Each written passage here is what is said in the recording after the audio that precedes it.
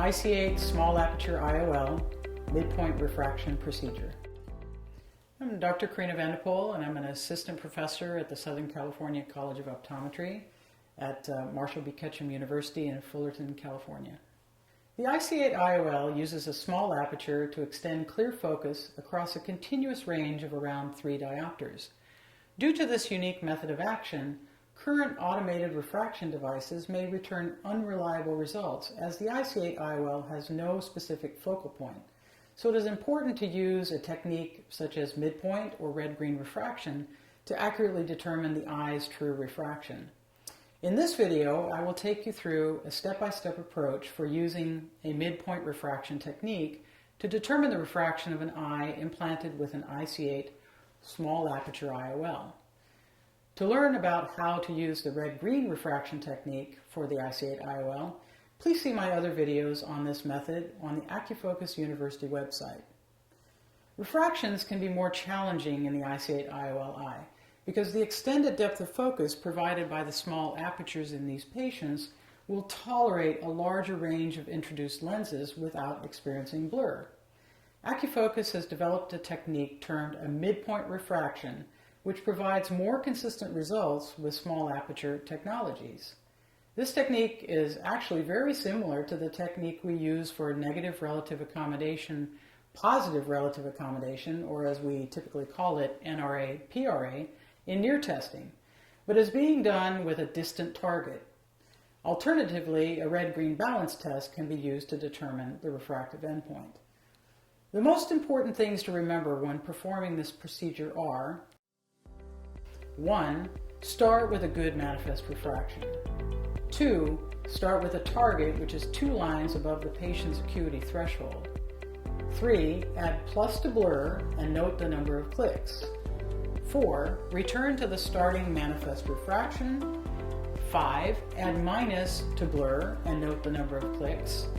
And finally, 6. Calculate the number of clicks needed to get to the midpoint and add these to the most minus point where you ended the previous step. You will start with a normal manifest refraction and note the best corrected visual acuity. Then you'll display optotypes that are 2 lines above those at best corrected vision. For example, if a patient's best corrected visual acuity is 20/20, you'll put 20/30 on the chart. You will add plus lenses in quarter diopter steps to the manifest refraction and until it is blurred for the patient, and count the number of clicks. Of course, each quarter diopter step is considered a click. Start by telling the patient the letters will begin to get worse now, and ask them to let you know as soon as they can't identify the letters. Now go back to the initial refraction and add minus power in quarter diopter steps until you reach the blur point for the patient. Again, record the number of clicks. At this point, leave this power in the phoropter. Again, ask the patient when they can no longer identify the letters. Finally, you will end up with the most minus refraction, and the patient will no longer be able to identify any letters. At the end of these steps, I have 2 numbers to work with: the number of clicks for both the positive and negative direction of blur.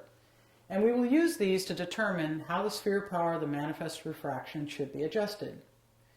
To determine the midpoint, you're going to look for the power that is centered between the most plus number of positive clicks and the most minus number of negative clicks from your manifest sphere.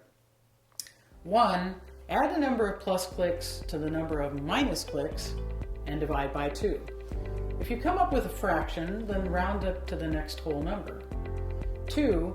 Take this number of clicks and add it back to the maximum minus sphere power you have in the phoropter by going in the plus direction.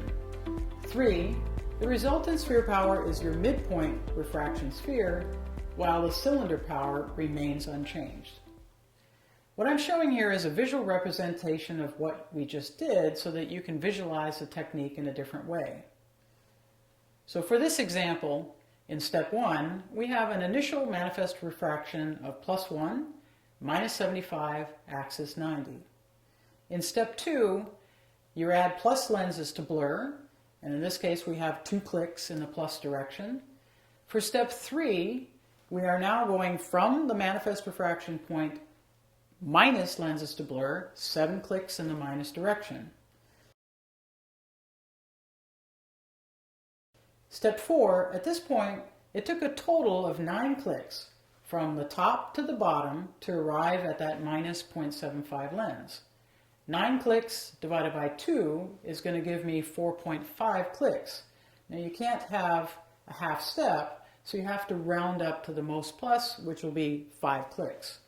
So in step 5, we take the 5 clicks and we add them back in to reach the midpoint. So 5 clicks is going to give me plus half, minus 75, axis 90.